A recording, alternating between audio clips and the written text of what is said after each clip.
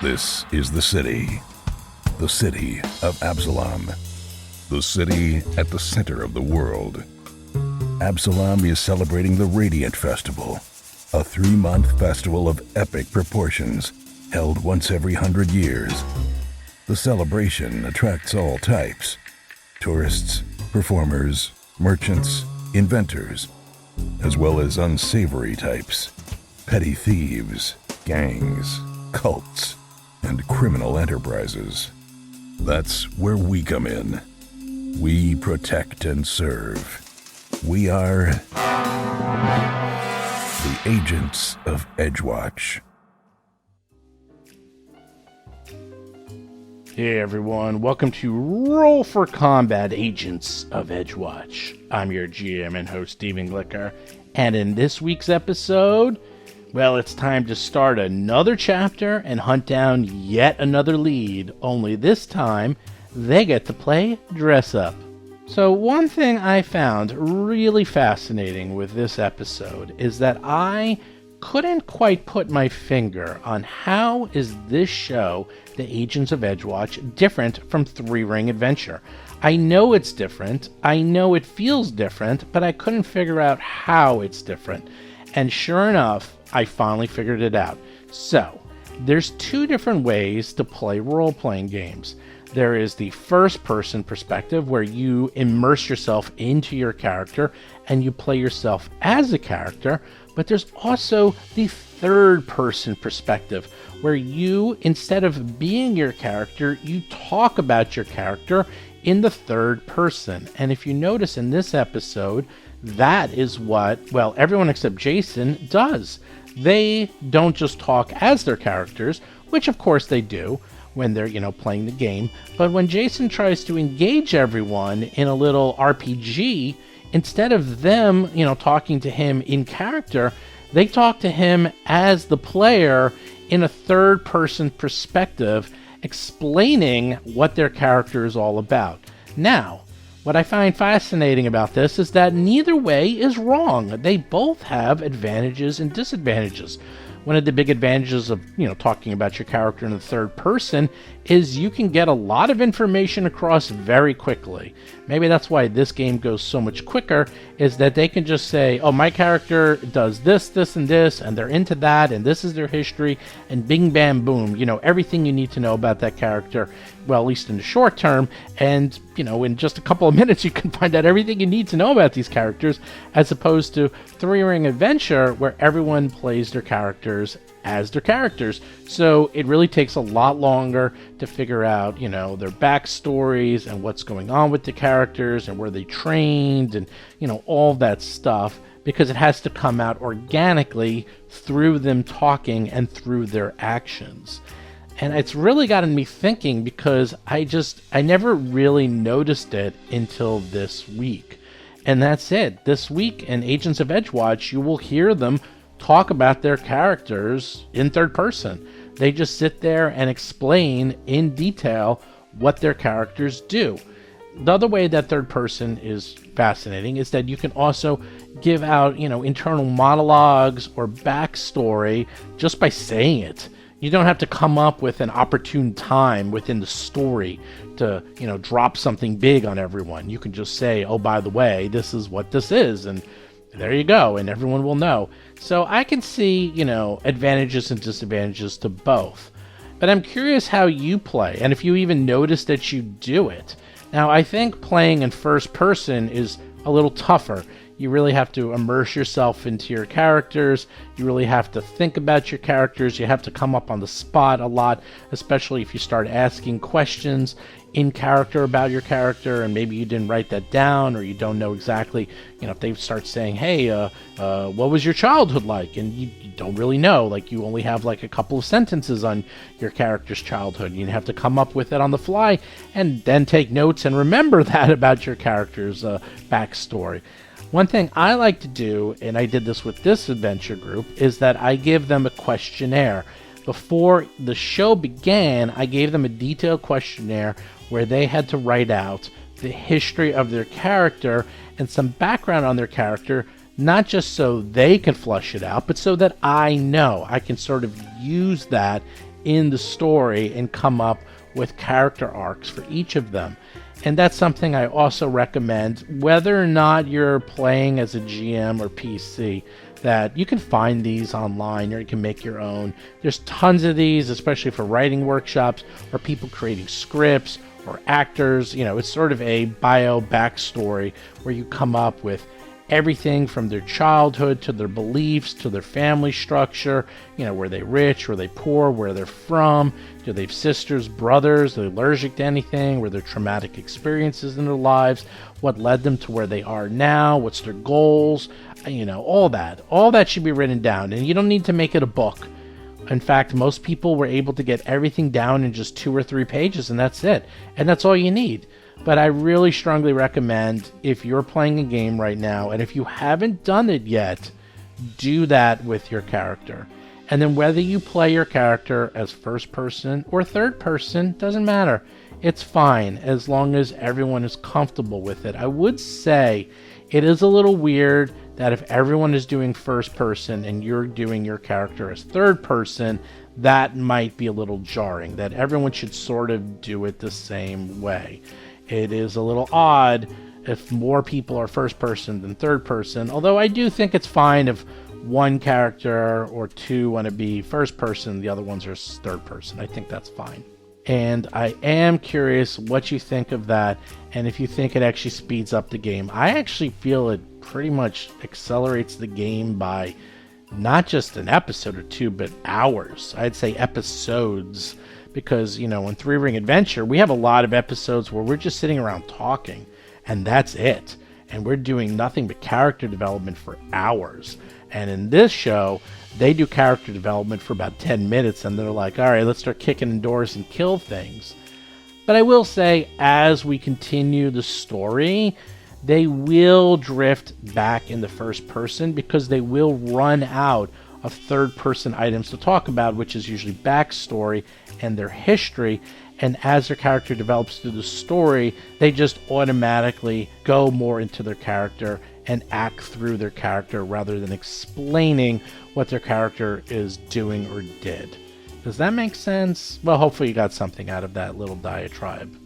So with show notes, one thing I want to mention is make sure you go to the Discord channel, because I added a new channel for images for Agents of Edgewatch in the spoiler section. So you can see all the maps, you can see all the handouts, what all the monsters look like, everything you ever wanted, because it's really hard to, get a picture of what they're doing. If I explain these maps, but it's hard, you don't really know what they look like. But here you can actually follow along. And if you have any questions whatsoever, feel free to write me in the Discord channel, in the spoiler channel. I'll be happy to give you as much explanation, or, the players will too. Jason's on there all the time. He'll be happy to explain to you what's going on in a certain section of the game. And especially now, because they're getting into an area that is really kind of gnarly. That's all I'm going to say. It's a gnarly area, and actually all the areas they're going to be exploring really have complex maps, and it really will help if you can see where they're walking and what they're doing. So do check that out on the Discord channel. Also, make sure you check out the Discord channel if you want to play some games.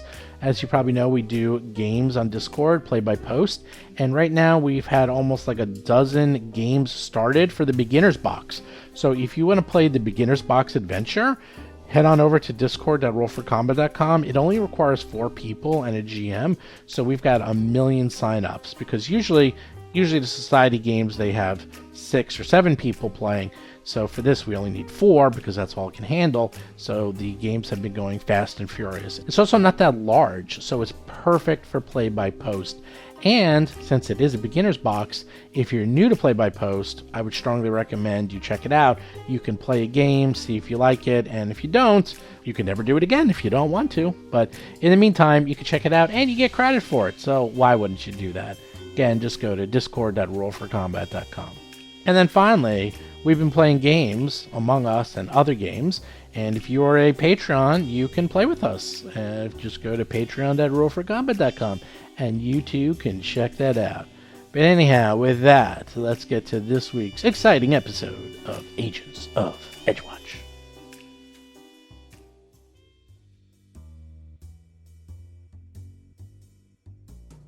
last we left off, you managed to successfully negotiate the hostage situation with the kobolds. You did a great job negotiating traps, fighting kobolds, negotiating with kobolds, rescuing the hostages, and then you found out that the last living person to see 5 engineers alive was one German Hoff, who is a bigwig, a mover, a shaker, someone that you will never, ever manage to get in touch with because you are nobodies. So, how do you get in touch with him? You are going to have to sneak into the club that he hangs out at / lives in and mingle in with the crowd and perhaps talk your way or work your way to meeting him and talking to him. And how are you going to do that, you ask? Well, you can't walk into that club because you're nobodies.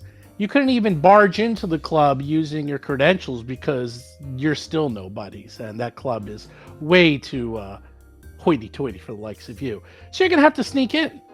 Lucky for you, there is a secret back door underground. And the funny thing is, this club is actually underground. So you're going to the underground. You're going double underground to get to the underground entrance, to get into the underground club. So that's how underground you guys are going. Now, with that, a few things. You got a lot of gold last week. Lots of gold. So much gold that I don't even know what to do with this gold. And I see in my notes that Gomez spent 40 of his 50 gold on healing for the party, which means that Gomez is only going to heal himself using that 40 gold from what I understand. Now, I'm not in charge of gold and how you distribute it and who's buying what, but I did find that a little interesting that Gomez is spending all of his money on party healing. That's all I'm saying. Fight. Yeah, it's a good thing to say. There is an issue there. Seth Lipton is playing Gomez, a goblin elementalist sorcerer. Well, I'm waiting for Chris to like say something because this is Chris's. My 10 gold. My 10 gold has bought me 1 heal, so I'm waiting for Chris. John Statz is playing Cadet Dougie McDougal, a human ruffian rogue. Like, it might be all right because it might turn out to be effectively equivalent to, say, a frontline tank buys a lot of armor, but that means they can absorb more damage. That means other party members aren't taking the damage. You know, it's like it all kind of comes out in the wash. The only thing that bothers me is that the stuff that I'm spending my money on are consumables, and that's an issue. Tell me what you need, and I will take care of you. Chris Beamer is playing Lo Mang, an orc tiefling monk of the crane style. I'll give you another 10 gold. How about yeah, that? I don't think we need anything now. We have to see how the flip flops, but I see this as possibly a developmental problem. I'm not quite sure. We're gonna have to see about it. No, definitely. Everything is really kind of cheap right now, but once we sort of get to to the higher, more expensive stuff, I think it kind of scales up, and then we should probably, after every session, maybe have a pool of money for the party. Yeah, I think generally speaking, some joint strategizing would solve it. Like there might come a situation where the party as a whole is better off if one of us has this item and then I have a certain item and somebody else has a certain item and we have a certain number of consumables around, and we have to strategize more holistically than individually. Well, what we could do that would be the optimal way to do it. There's no wand, okay? So right, Steve, but right now it's not an issue. Right now, anything that I might want that's an item is too expensive. Oh, it's just beyond our means. Yeah, it's too expensive. What I'm thinking is, why don't we do this after every session where we sort of get paid? Let's take 10% each and put that into a kitty. Yeah, whatever. Or we just do the party healing, like kind of decide what resources we need for healing first. I think that makes more sense. Buy that first, then divide up what's left. Jason McDonald is playing Basil Blackfeather, a Tengu empiricist investigator. or I just think like if something comes up, it's like, here is an item that is very good for my character. Here are the reasons why it's good for my character. Do you think it's worth the investment? And we have a little discussion about it, and we either get it or we don't. Well, yeah, I mean, that's the other thing is I'm willing to kind of put one in the bank that if you need an item and you're a little short, we'll pass the hat and get it for you. I mean, that's also fine. And it's fine. It's like, what's individual wealth actually worth? I mean, I'm not going to buy a house. Like, like I'm not buying, it's like I'm not going out drinking. So like the only reason for the money, it's another power source for the party to accomplish the adventure ends. And so it kind of doesn't, like, there's no point in even thinking of money as being individual wealth. None of the consumable healing should really ever be used much during the downtime, I think. Well, okay. So let's examine our priors, because the reason why I brought all these scrolls in the first place was because our experience of these fucking long days. My innate casting, that, like, yeah, I'll use that first, but that's gone a couple of encounters in, and if we're doing 6 encounters, those scrolls are primary spell casting. Exactly. Yeah, I mean, I'd love to just sit around and just heal up naturally, but frankly, we don't have that many. There's not that much out of combat healing in this game. Like, you get once per day for a couple of things. That's not true. It's once per hour. Like, it depends. Like, there's the medicine check. Well, first of all, we got the medicine check. We also have the badge. Right. Hands, right? And then at 4th level, I'm going to have wholeness of body, so that every 10 minutes I can heal like 8 hit points every 10 minutes on my own. And by the way, just another thing, just so that you understand how this works. When you treat wounds works this way. It does 2d8 on average, and it takes 10 minutes. Now, you can't do it again for another hour. However, if you spend an hour on treat wounds, I believe you get double that. So it does 4d8. So in essence, if you wanted to, and this is how it really works usually, is you usually might have an encounter in 2, and you wait around an hour or so and heal yourselves. An encounter 2, and that's the way you're supposed to do it. You guys have just been on the clock a lot. Yeah, like judging from how things go, my presumption has been the course of events would be skill healing is the downtime healing, as much as we can squeeze it in. My slots are the first few encounters, and then everything after that, however long that day lasts, that's burning through scrolls and potions. Right. Yeah, I mean, basically, from what my experience has been, potions are emergencies during fights. Scrolls are also emergencies during fights. Top off. Right. Otherwise, you're using treat wounds between it, because if you spend an hour treating wounds, you double what you heal. So what you can do is you can actually spend, I believe, 10 minutes and then turn it into an hour. So you don't I don't think you have to spend an hour and then fail. I had to look at the rules, but that's how it usually works. You're supposed to just spend. Anyone can treat wounds, though. I mean, I don't even think you have to be trained in medicine. I think anyone can do it. I got to check, but all you need is healer's tools, and that's it. You do not need to be trained in medicine. But you need to hit a number, though. Don't you have to roll 15? Yeah, you have to roll 15, but anyone can do it.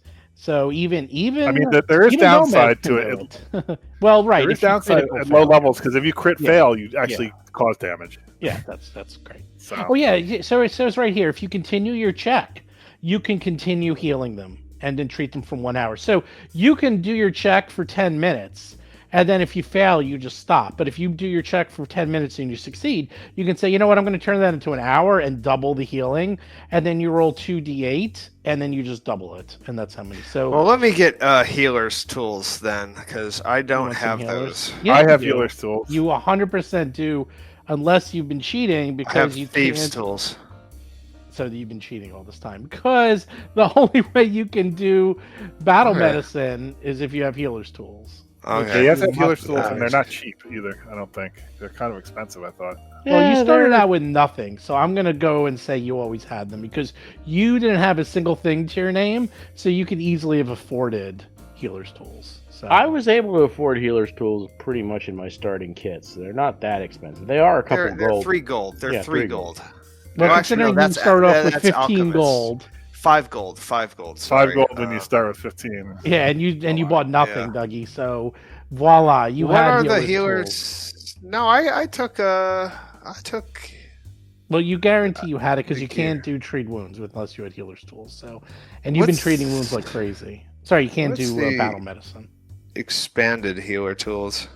Wow. There's for 50 gold. This kit of bandages is necessary for medicine checks to administer first aid, treat disease, I'll treat give you poison. a +1 to your check. That's all. It just gives you a +1 to your check. Worth Wait, it though. It's where I was about At to high say you level. have no At idea. higher levels, it's That, worth is, it. that +1 is a big deal. Like you don't think you're like +1. +1's a big deal in this game. +1 can make the difference. Look at It's Jason. a 5% difference between a crit and a not crit. Jason's pretty much always hit because he had that extra +2. If he didn't have a +2 in every one of those rolls, he would have missed for all of his deviser stratagem rolls. So it's a big deal. So, all right, I have here. Jason bought 2 lesser healing potions with his extra gold. So you have 2 lesser and 1 minor. Dougie has 2 and 2. Lomang, you have 3 minor, 1 lesser, and Gomez has 2 and 2. Is there anything Dougie and Lomang want to get? You got plenty of time. Don't forget, you also have 50 gold pieces worth of weapons and armor at the smith who you saved from Rusty the Rust Monster, which is which is on collateral on loan. Oh, that's on. Yeah, the store Yeah. credit. Store credit, yeah. So I mean, is that something we have to pay back? no, but whenever you That's want something we get. That's You that's get. something we get. Credit, yeah. yeah, Like it's like, credit. like right now, if there's something that would significantly enhance somebody's combat power, that's 50 that's 50 gold pieces that you could buy from a smith. Weapons are we cheap. we should get that. Yeah, well. But I don't know if there is. But I don't think there is. Oh, there is. There is something for me. Are Yeah, you talking we should get weapons or?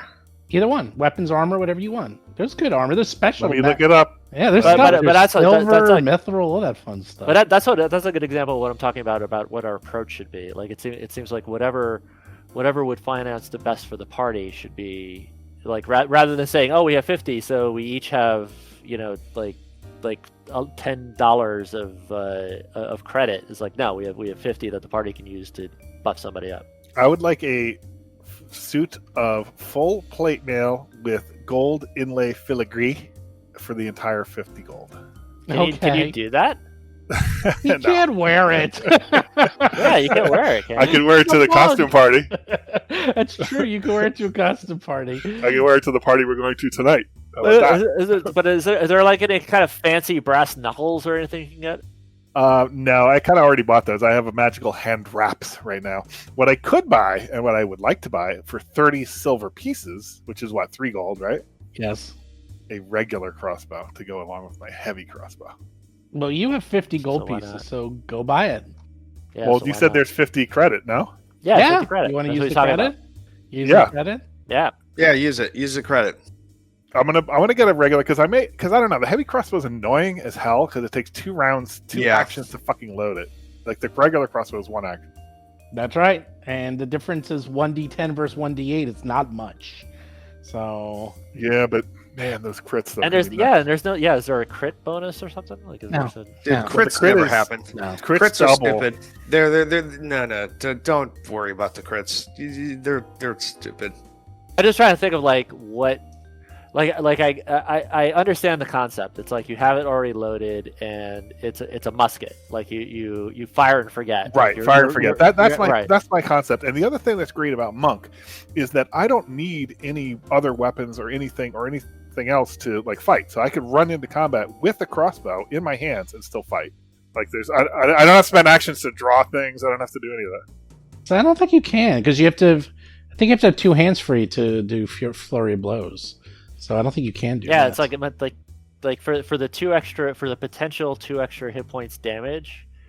Is it worth the goddamn encumber? Is it worth carrying another object? Well, no, I would carry one or the other.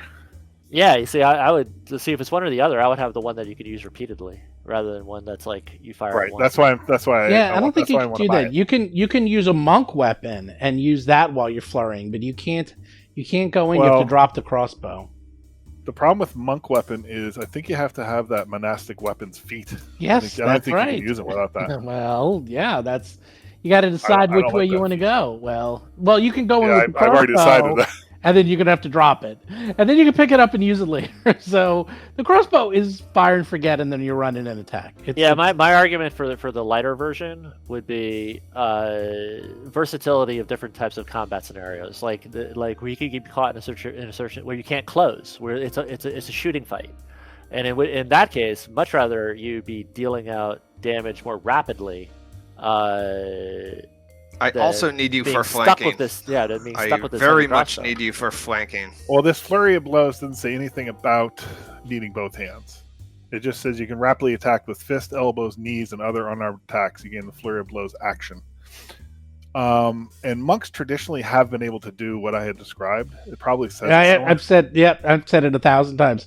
Throw first edition out the window. No, first edition is nothing. Well, that's to why I do said with they this edition. traditionally have that, because traditionally they've always had that. So I'm not. Yeah. I'm They just didn't going. actually True. explain it in the second edition. No, they might. Eh, So They might. They usually Right. do it some weird way, like saying, "Well, the monk weapons," or they'll do it that way. Like they'll say, "Okay, monk weapons are the only." The only way you weapons can need." flurry with weapons is with monk weapons and have the feat. Right. You know, there is an archery build, which is in the new book, Yeah. which is you can flurry with a bow, which seems a little OP. Yeah, is there some kind of snazzy monk There is. projectile that you can just get? Well, there's throwing star, which is Shuriken. kind of Yeah. they're meh. Shuriken. Throwing style. The only good thing is they count as ammunition, so it doesn't cause an action to pull it out. No fancy sling staff type thing. There's There actually a lot. is- There's a lot of there's cool like monk a weapons. Zen archer kind of thing, and they have reach weapons. They have weapons. They do have weapons, but I'm not going with weapons. No. You want to give me flanking. That's what you want to do. I always get flanking. The crossbow is just like sometimes things are up there, or sometimes they're over there, or sometimes Right. yeah. sometimes they're flying over there. Yeah. Yeah, they're Yeah. across the chasm, and that's why I'm questioning the utility of the heavy crossbow, because it's like 2 points for an extra bonus on an opening volley, but then you're going to be kind of hamstrung and slow if we ever actually get into a shooting fight. Yeah, more versatility for the lighter. Right. Well, yeah, that's why I'm going to buy one, and I'll keep the heavy crossbow at home. He's like, and I keep that one in the sink. I keep that one out of the bed for when they sneak in and try to get me while I'm sleeping. Dougie, what about you? You have so much. Now, as I said before, there is a +1 great pick, which was being used by the battle leader on you, that you can go in and take out of evidence and, give the money equivalent Yeah, I saw for. it. It does. It's not worth it because it's really the same thing as. Okay, the, well, it's the same thing as a. Well, no, it's not. I'll tell you. I mean, It the does- crit. I the don't crit- believe in crits. I really Okay. don't. Okay. It's 1 out of 20, and it's It's not basically 1 out of it's 20. not 1 out of 20. It's not 1 out of Uh, 20. It's 1 ten. out of- It's 10 above the number Yeah. you need to hit, That's right. It's with the 1 20 out of- being yeah, automatic. okay, which Right. I've never rolled. Which will I've never ever ever. rolled. We've seen it happen though. I've seen it happen a lot. It's more than a 5% chance. My point is, this is what it is. So the maul is 1d12 plus your strength.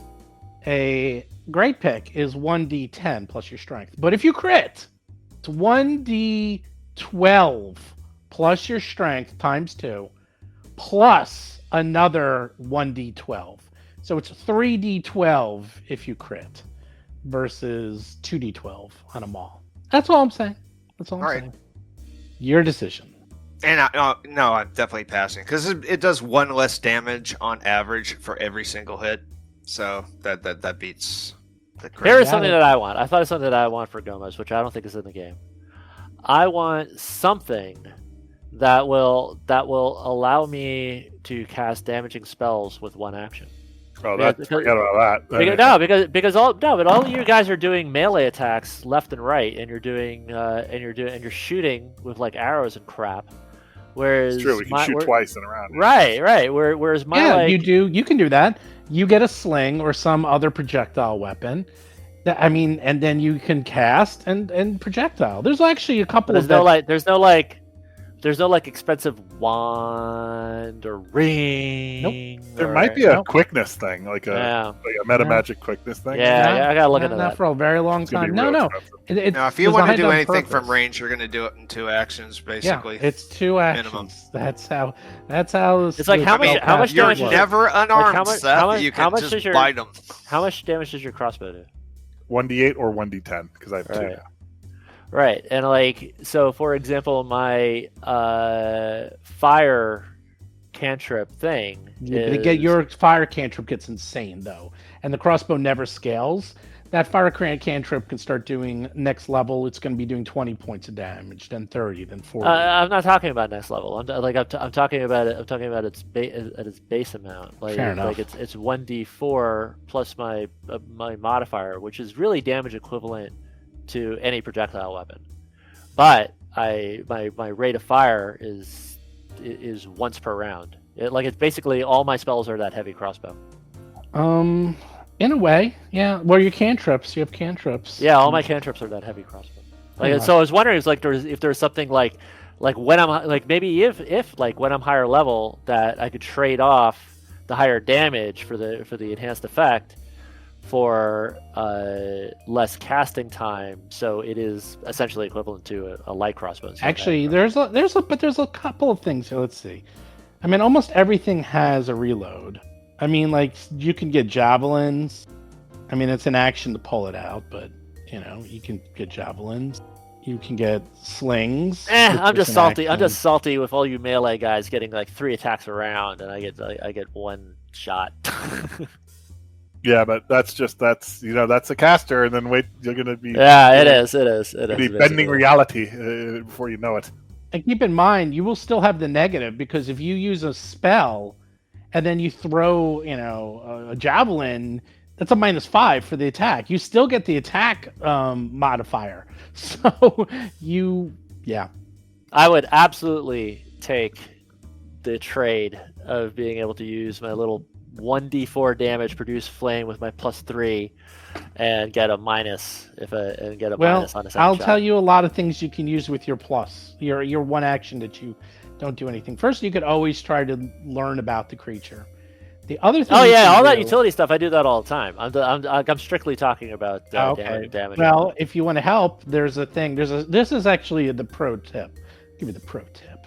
It's that you can do an assist, and if you assist someone, and you succeed in the assist roll, you can give someone a +1 on their attack.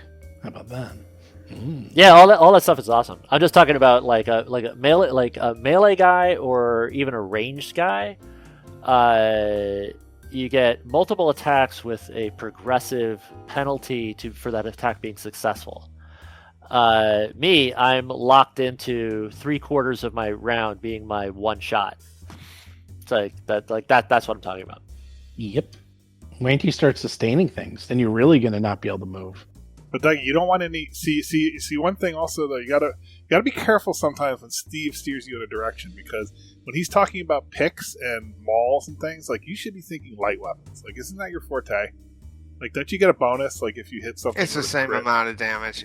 It's honestly the same amount of damage. I mean, honestly, if I could count on flanking regularly, basically I tried to make my character different from Mr. Peepers, and I didn't take twin feint is something that gives me regular flat-footedness when I attack the second time, and I didn't take that. I would go straight to a light weapon that I could use 2 hands and then get a +6 damage bonus all the time. But I don't think there are any 2-handed light weapons at all. I don't think that's agile or finesse or whatever it is. I need an agile or versatile, I think. Agile is you get a reduced minus for your multiple attacks, and finesse you can use your dex instead of your strength. Yeah, but every time I get flanking, I get +6 damage, a dice for +6 damage. Right. But the number of times, the last time he's up shooting high, the stairs were difficult terrain, and I couldn't get up there, and a lot of time when I move and kill something, it's like it dies in the first hit. So the second hit is like, I'm not going to get flanking on that. So flanking is actually a lot more elusive than I realized, because It can like be. a lot of, like the crit bonuses, that's great if I'm fighting the boss, okay? Right. And it's flat-footed and I get the crit at the same time. And you have to be on the opposite end, and it's the crit bonuses. I get crit bonuses when I have flanking, when it's flat-footed, but it's just, I'm looking at it and it's such a rare thing because we're fighting lots of little things that go down quickly. Yeah, So- but this is only day 2 though. So Yeah. plan. I will always look for the opportunity to flank. Always. Says the guy who uses Okay. his crossbow. Anyhow, Yeah, I know. You You're know talking what, about Doug- all this ranged Dougie- combat. Dougie's a +1 maul that does 1d12 points of damage. That's a pretty good weapon. I mean, Yeah, you know, it's pretty good, but Steve was just pontificating like other things. That it has fatal D12. It's actually a 2d10. Fatal is overpowered. Yeah. I think the great pick is a 2d10, and the fatal is the D12. So no, it it's actually 2d10. goes the other way. It increases. It does both. So It becomes- actually ups yes. up the damage. Yeah, too. yeah. So Interesting. it's that's what I was saying. It's actually not 2d10. It's 1d12 plus your strength times 2. Then you get another 1d12. Oh, yeah. See, it's not 2D. That's important because if you roll a 1, it's just okay. You just gotta, so you get a 2. You know, if you roll Yeah. a 12, you have a 24, and that's a big difference. It's not 2d12. It's 1d12. Now then you get another d12 on top of it. Fatal is insane. So I'm just saying the pick does have fatal. So that's all I'm saying. But Now, now do whatever you want. That's its special crit thing. No, Is it's that- not. No, nope. That's part of its ability. Fatal is just one of its things. It's not special. It just does it. Well, it triggers when it crits. Right. Crit specialization is a different thing. Crit specialization only happens if you have the feat that gives you the crit specialization ability. And John's character happens to have that ability for specific weapons. for light weapons, For light weapons, correct. and then So he gets that it- bleed, right? yeah. You get the bleed. Yes. Well, for Yeah, the it's specific. it's for basically a those- lot of D4 weapons. Yeah, D4 weapons but my point is that the weapons have a lot. The weapons in this game are very deep. They're much deeper than they first appear. And John's character is more complex because you have a lot of opportunities to do a lot of things with weapons. All I'm saying is now's your time if you want to try to fool around and you got a lot of gold. Because once you go down there, it's whatever you find or do, and who knows what's going to happen. So I'm just letting you get the opportunity. That's all I'm saying. And I'm not the Right. bad guy, man. I'm just trying to help. I mean, No, he's helping. You know, he's helping. walk I'm around not with the saying- damn dart not for all saying- I care. I'm not saying. It is interesting. The that in this weapons game are it's- actually pretty balanced, though. Yeah, It's- and it seems like in this game, a lot of them have the long tail, as it's called, like in probability statistics, where you'll have the bell curve, but then there's the extreme case that something crazy might happen, and the long tail is like how far out that can go, like how crazy it can get. So it's like Yeah. normally your maul or whatever, this does this damage, that does damage, but then you get a lucky roll, and then you're in crazy land. Yeah, and unfortunately, that goes both ways. Because the Yeah. Crazy Land, I have downed many a character with, you're getting attacked by a low-level hawk. Okay, crit, you're dead. Like, what just happened? It's like, yep, round 1. And, That's what happens with that trap and those darts. yeah. So, is there anything else anyone wishes to buy while we have some time?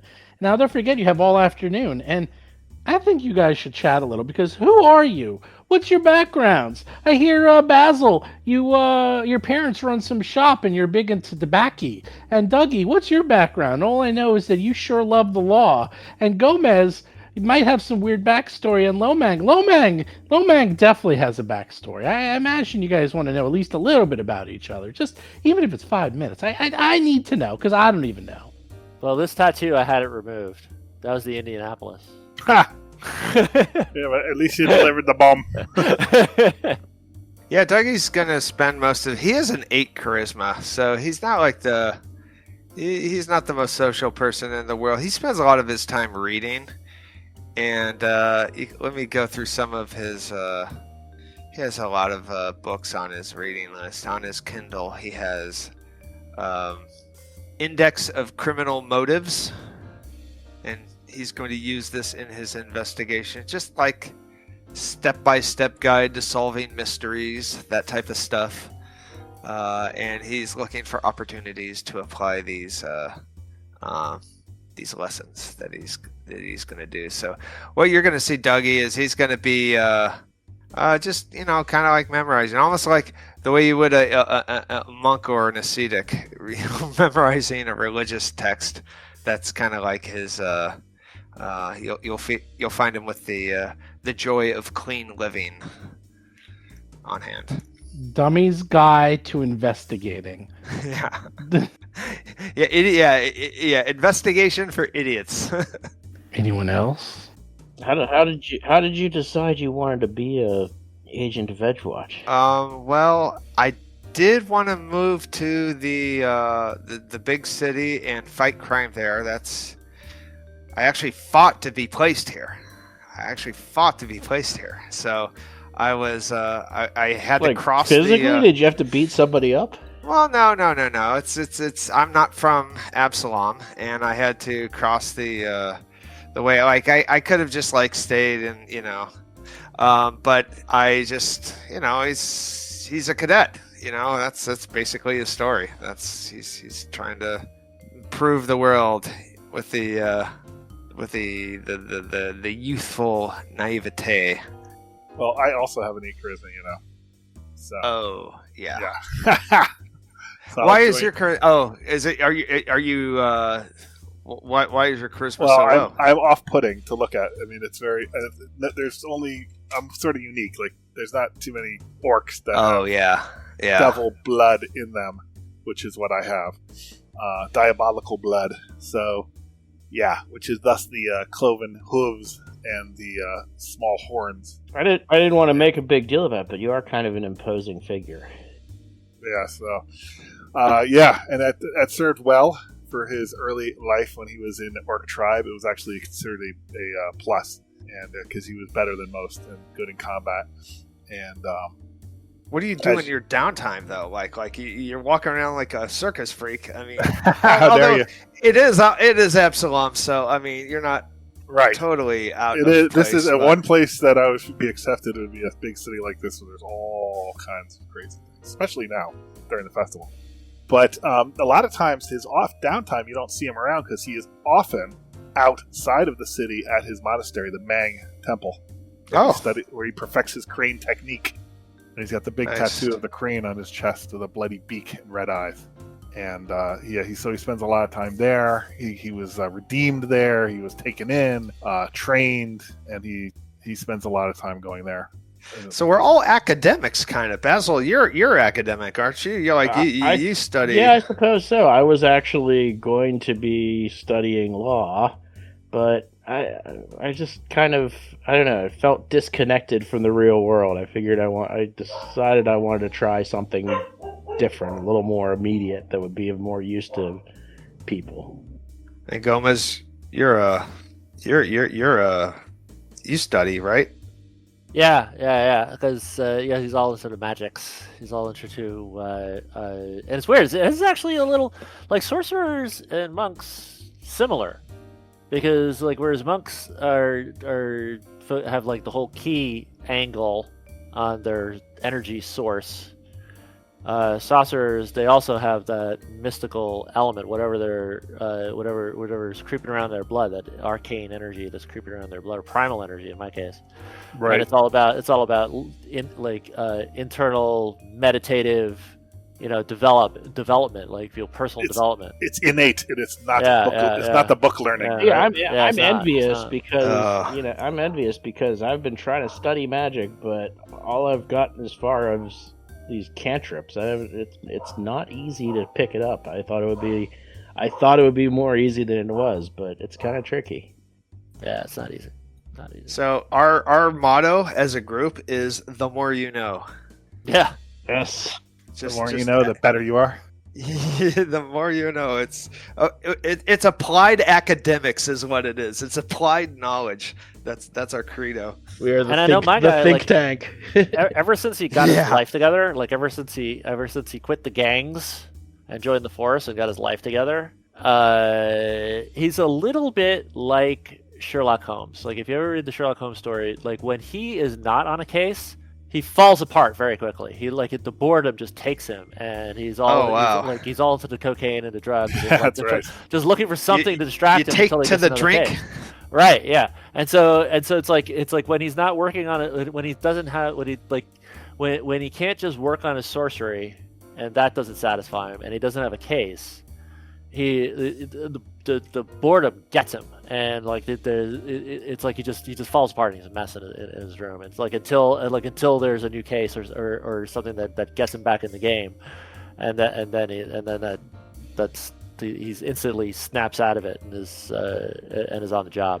Well, if that's the case, Dougie's going to try to pass off one of his favorite books, The Complete Daily Chores, onto Gomez. Hopefully, you can take something out of it. You might learn from its text. Maybe you can apply that to your life. Maybe it'll help. Have you heard of Dianetics? Yes. The power of matter over mind. Diuretics. Diuretics. It's like a shrimp or plate of shrimp. And Basil also has a large collection of pipes and tobacco, from what I know. I don't approve of such things. You have to have clean mind, clean body. Well, unfortunately, it's a bit of a family business.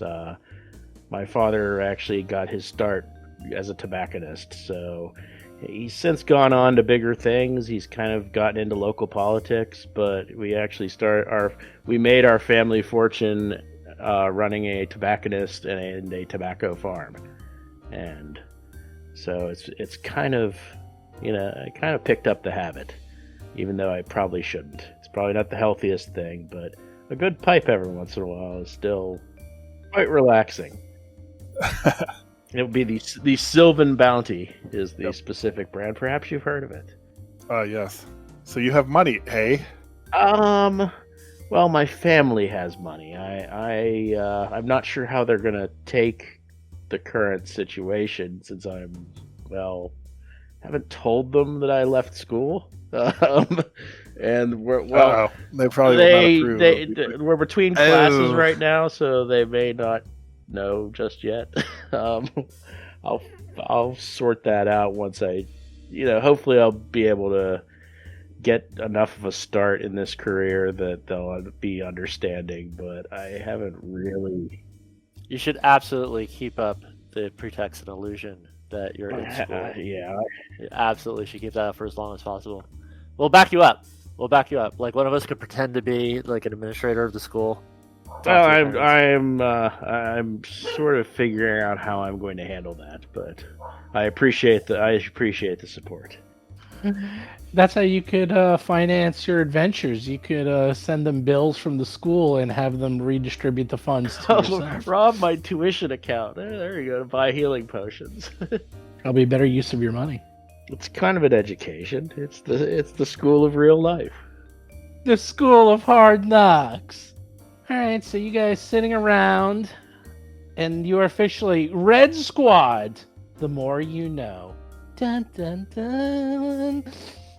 You're all learned. You know what? You all have a little bit of Holmes in you. You have Basil, who's the imperialist with his tobacco. You have Gomez, who's into the opium. You have Dougie, who's into the reading. And you have Lomang, who's into the internal meditation. And between you all, you might make a Mycroft Holmes. Not quite Sherlock. I have the Kareem Abdul-Jabbar book. I still have to read that. I heard it's really good. I heard he's like an excellent I'm going to writer. find out at some point. I just haven't had a chance to read it yet. So with that, you eventually get what you need, and Olo comes up to you and says, "All right, so since you're going to be going underground and sort of check out the high-profile lowlifes at the Speakeasy, I need you to go to wardrobe and find a costume. whatever you need. We got a huge selection. And he walks you over to wardrobe, and sure enough, it's an impressive collection of clothes and costumes kept precisely for this purpose. You see things like garish jester outfits. You see chic cocktail dresses. You see tuxedos with tails. You see anything and everything you could ever imagine. Dozens and dozens line the rack on the walls of the vast walk-in closet. And Olo goes on to explain that I believe you can wear your weapons and your armor in the House of Plains without raising too many eyebrows, but obviously Edgewood uniforms are going to totally have to go. And make sure those badges, keep them on you, but just, inside your clothes, like, underneath undershirt or something that it won't be too detected. And don't worry, I don't think they're going to search you or anything like that. So obviously keep yourselves out of trouble, because if they do, well, the jig will be up. But make sure that you dress to impress. The flashier, the better. So is there anything that catches your eye? Now's your chance to shine. So I linked a picture of a dress outfit that Lomang would like to wear, something that looks like that, in player chat. Oh, that's very nice. That is outstanding. Why don't you describe that? Oh, you literally are... Is that the man with the golden arm? No, it's something that caught my eye, and just when I was looking at some different cool outfits, and it's like a black vest with all sorts of like 1970s kung fu filigree chains that are like around the top of it and like around the waist and stuff. It's and then orange sleeves with like gold wrappings around the forearms, and like a gold headpiece that holds your hair, and earrings and stuff, of course. Yes. Well, why don't you? Oh no, you have a top knot. So Yeah. you find an outfit that looks just like that. Looks like a monk, a temple monk type outfit. Yes. But you throw together some chains, you throw together a silk shirt, you throw together a top knot, and before you know it, you have that outfit. And you look just like that picture. Nice. No problem. I look presentable. whatsoever. What about the other three of you? And there's all shapes and sizes. And there's actually an old woman there who will use her magic to help make the clothes fit. Sort of an advanced prestidigitation to adjust the hemlines and the waists and the shoulders to make sure they fit your different shapes and sizes. I assume Basil might even have a few outfits of his own that might work. Wow. Basil's just he's gonna take Coming one of from his... coming from a slightly fancier background. That's right. He might have something of his own that will fit. He has a right in. puffy shirt, maybe. Possibly. He's wearing the puffy shirt. I don't want to be a pirate. Though he will display the Sylvan Bounty tobacco pouch, since it's a well-respected brand. And All right, so Dougie disagrees with the captain's instructions, or rather, he doesn't disagree. His favorite, the interrogator's search for truth. Actually, no. A step-by-step guide to solving mysteries. It tells you to not wear flashy outfits if you want to investigate and blend in. So he's not going to do that. He's going to find the drabbest costume, like just like any other, I guess, nondescript, just bland businessman type of costume. And he's going to see how that works.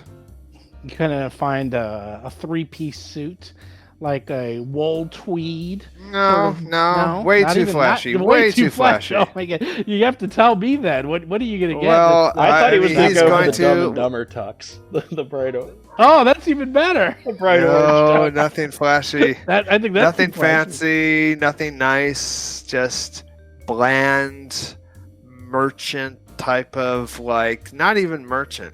Just a bland, drab type of outfit. That's just what a ruffian would wear, what a crime boss would wear, just kind of a mush of anything. So nothing's gonna like stand out. Okay, you were so nondescript that you fade into the wall. You're wearing like taupe. You're very soothing. Yeah. You're very Yeah. soothing to look at. Basil just walked off the stage of Hamilton, basically. What about Gomez? Right. I absolutely wear a black outfit with red cuffs, red belt, red designs on the legs, just like the character Oz from the Myth Adventures novel series. And I posted Oh a my picture. god. Myth Adventures. I love the Myth Adventures. Those are great books. I hate to say I Dude, all you love guys every single book. I love Google those. Myth Adventures, Phil Folio's art, Nice. and you will see what Little Gomez looks like. Yes, so now we'll do the roll for combat. We have the movie academy, movie club. Now we have the book club, Myth Adventures, and I actually recommend his other book. If you ever read Fool's Company, I really liked that series a lot until he died, and no more books were put out, which kind of stunk. But Cool. I like that. I never even heard of that. Myth Adventures, it's very funny. It's actually very, very good world building and very funny. How many episodes do we have to go before we start recommending like operas and stuff? La Boheme. That's an opera. I think it's gonna be a while since I know nothing about it. Fair enough. So, okay, you all find what you need. You all have the outfits, and the old woman takes care of adjusting them, making sure they fit you all, except for Basil, who has his own outfit. So you're not going to be going until around 10, 11 o'clock at night. So is there anything else you need to do before you head on out? And Sherix gives you directions to how to get to the underground. Any questions about your mission? Any questions of what you need to do? Any notes? Anything If like we're that? literally going underground, I'm going to memorize light instead of shield as a spell.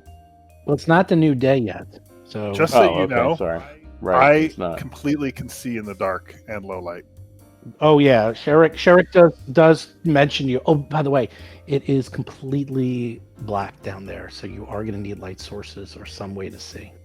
Oh wow. Oh, can we That's go get like a little like sun rod or whatever? Yeah, sure, I definitely. don't think I have one of those, so I want to go buy one real quick. Or ever burning torch. Well, Same sun rods difference. would be easier Yeah. to conceal on your person or whatever. Sunrod. That's right. They are 1 foot long gold tip rod that glows after it's struck on a hard surface. For the next 6 hours, it sheds bright light in a 20-foot radius and dim light for the next 40 feet. Wow, that's actually really good. That's even better than the torch. How much are those? They're 3 gold though. They're pretty expensive. Well, Oh I mean, jeez. I'm gonna buy at least That's one. pretty. So 3 I'm gold. just gonna get a torch. We're going in a sewer again? Was No, you're not No. going in a sewer. You actually are going. You can ask your good old friend, who has now become quite a source of information, Sherix. That was the kobold she negotiated with. She goes on to explain that yes, you're going to be in the Undercity, and the Undercity is, well, as you know, Absalon's been like built up over the years, and there's city built on top of city on top of city. This is sort of an old part of the city that's been abandoned for hundreds of years. There's old buildings down there, collapsed buildings, collapsed walls, things like that. So it's just old abandoned city. That the ceilings are about maybe 8-10 feet tall. There's no light or anything, but the entrance I'm bringing to you should be able to get to the back door of the club. It's maybe a couple 100 feet, no problem. All right. I just want to know if I'm going to get dirty because Gomez, you have the magics that can make me clean and my clothes. I do. My fancy clothes. Yeah, I don't want to get them I too do. dirty. Good. I like that. Okay, so Basil, you're buying a sunrod. yeah, get it from the commissary or whatever. You get it from commissary. Okay, sunrod you got. Anyone else buying light? Nope. I'm just taking a torch. A torch? What's a torch? Okay. That's so crude. Yeah, I think Gomez probably can see in dark. Do you have dark vision, Gomez? I do. Yes, I have dark vision and low light, which is weird because I didn't think you could have both, but I do. Yeah, you have dark vision and well, you have both. If you have Yeah, one, you have both, the yep. other. Yeah. Because of my tiefling. Well, do you have dark vision, Gomez? I do have dark. Oh, you have full dark vision. Oh crap! Wow. Goblin. All right. Yeah, these humans inferior. It's true. How about Basil? Dark vision or no? I think I want to say low light. I don't think dark, but yeah, I have low light vision. Well, low light will not help you with no vision. Pitch black. Yeah, I know. Exactly. But it's better than nothing. That is true. Okay. It makes dim light as if it was normal light. Okay, Basil, you have your sunrod. Dougie, you have your crappy torch. Anything else you wish to do? Torch 1 copper. Nice. It's literally like a piece of wood he picks off the ground. Just because it's cheap doesn't mean it's useful. I mean, it does the purpose. You can also ignite oil and stuff with it. You could actually use it as an improvised weapon too. Indeed. It's sure kind of tough to do that with a sun rod. Yes, the sunrod is not fancy. So, is everyone ready? Anything else to purchase or buy? No, but wait, what's the plan now? I forget the overall arcing plan that we're supposed to go in. My understanding is we infiltrate, we find the individual, and then we need to talk to him about the missing stone. And then we masons. RP some information out of him, and then things get hazy for me. That I'm not 100% sure what information we're supposed to get from him or what we're supposed to do. It was the missing stonemasons. We need to find it because he was the last person to see them because they went to negotiate better lodging. Right. See, in absence of Bob, I started to take better notes. Excellent. So, yes, Sergeant Olo gives you one last piece of advice before he sends you off. It's like, okay, don't forget, you're going to this lodge, and I don't know what's in the House of Plains, but from what I know, they're holding a really big shindig to celebrate the Radiant Festival, and everyone who's anyone is going to be there. So make your way through. Obviously, try to find our target, but if you can find anyone else to talk to, who knows what other information you're going to find. Don't forget, you do have a list of other people that have been missing. Obviously, we want to talk and find out about those last 5 stonemasons, which he saw before they disappeared. But we have the mysterious couple from the zoo that are gone. We have that wizard that's gone. We have a whole list there, and see what you can do, but very carefully, very gently. But these people, they're high enough that they might be aware of certain things going on. Maybe people have certain, strange requests or bizarre hobbies that would be linking them to these disappearances. Just be careful in there. That's all I'm saying. Oh, and good luck. I'm not bringing either crossbow with me on this thing. No crossbow. Check. But everything else. Okay. So with that, you go over to Absalon's very quiet Eastgate district. And sure enough, you see the main entrance to a dive bar called Mulligan's. And for a dive bar, you notice that there's quite large and heavily armed guards for such a place. And you know that this is the secret entrance to the Blue Tower and that the back door is nearby. So you walk a little bit over to the small neighborhood graveyard where there's a cemetery dubbed Raptor's Rest. And you can see stylized headstones of several Eagle Garrison members buried there. That is a elite city guard, by the way. So sure enough, you head over into Raptor's Rest. It's a nondescript plot of land crammed between buildings in one of the less influential sections of Eastgate, with its graves packed so close together there's barely any room for grass between them. And you go to where you're instructed, a very large mausoleum in the cemetery center. The door is unlocked, and you go inside.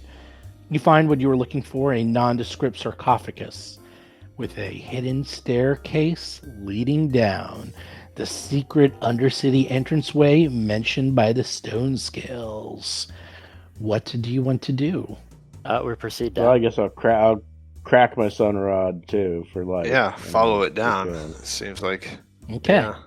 I'm gonna turn my torch on. Flame on. Flame on. You turn on your torch, you turn on your sunrod. You see a 5-foot wide staircase that descends down, down, down, several stories until it empties out into a landing. That is where you are at. The masonry of the staircase ends at the entrance to a cavern carved out of countless layers of rubble and ancient city buildings. Oh, we're all the way over here. Exploration mode activated. Yes. It's pitch black. Dougie's light is twinkling in the darkness. Basil giving off nice, strong, bright light. Are we heading south? I think that's what there's no other way to go. I go. As you head down the stairs, you see to the west a subterranean passage that splits into 2 tunnels, one to the west and one to the north. Wait a minute. Exploration mode. No one is told us on. we'd have a choice. Well, you were told to go west. That's all. Okay. Let's go west. That, of course, makes me want to go north. Exploring. Well, Yeah. As you continue to explore, you head into a cavern. The floor of this broad cavern appears to be strangely clean and polished. Even the debris of the crumbling building facade to the west is devoid of dust and dirt. To the south, a narrow tunnel has been carefully walled off with white bricks. To the north, a crevasse yawns in the floor and stretches underneath a northern wall. Just east of the pit lies a small heap of gleaming armor and weapons in the middle of a tunnel that leads northeast. Guys, there's a whole... Actually, what is my range with a torch? Let me find 40 that feet. out. 40 feet? Yeah, it's automatic. It's actually can't on your see that. character. Whatever Oh, you see okay, is so what you it's- see. It's built into your character. And actually, Oh. Basil's light is 60 feet, so his is giving off even more light. The program will only give you 40 feet of light. So if you go into a very large room, you're not going to see it. You're not going to see what you can't see, if that makes sense. What were our instructions? What were our directions? West, young man. Go west. Yeah, but there's treasure north, guys. This might be somebody's may have lost Gomez. this treasure. Okay, Ghostman runs to the west, ignoring you all, and finds I Hey. walk casually to the west. he finds a wall with white bricks. I give it a visual examination. Something was walled up. They had a reason, I tell you, a reason. You can't tell anything. Your perception sucks. So, Basil, do you think there might be a secret door here? Yeah, there's that should be inspected as I'll well. come over Can I and do a take a- Because perception as well? we've gotten as far west as I'll we take a could, look at right? the wall. See what I can see. Wait, someone mentioned treasure somewhere? To the north? Yeah, to the northeast of us. We should go But check nobody that wants out. a So pile Basil of treasure. and Dougie look at this wall. It's reinforced. It looks like this was put up to hold the cavern together. It looks like it's a support wall. It's a Probably don't retaining wall. Yeah, a retaining wall. You probably don't want to load-bearing bring wall. this one down. Yeah, you probably don't want to bring this one down. And then, of course, in front of you, you can see the remnants of ancient buildings. These walls were obviously walls of, well, rooms and buildings and God knows what from hundreds of years ago. They're actually really strong and in excellent shape. To the very far west, well, there's cavern. And there's no more way to go west, as you can see. It's just a cavern wall. There's obviously rubble all around the ground that Dougie's now on, and Lowman can see treasure right there.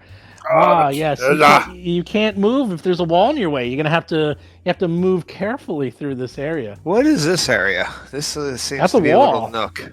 Yeah, it's a little Okay. nook. That's actually, you are inside of an old building, and that is the doorway to the I'm east. gonna search this area too. Perception check on this door. This section. Stop. Oh no, not good. Oh no, the greed. The greed. I was going to say look for traps. Gomez decided to walk over and saunter over to the treasure.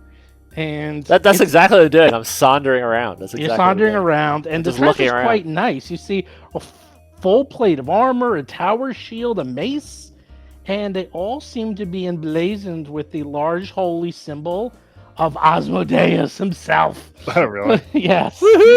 And as you walk towards the treasure, you realize that you just walked inside of something. It's large and gooey, and you realize, oh no, what am I inside? This can't be good, can it? And the answer is no, it's not. I'm prepared for an off-brand gelatinous cube. Is it a gelatinous cube or a mimic? It's gelatinous cube. It's Roll for combat. Oh, it is a cube. yike.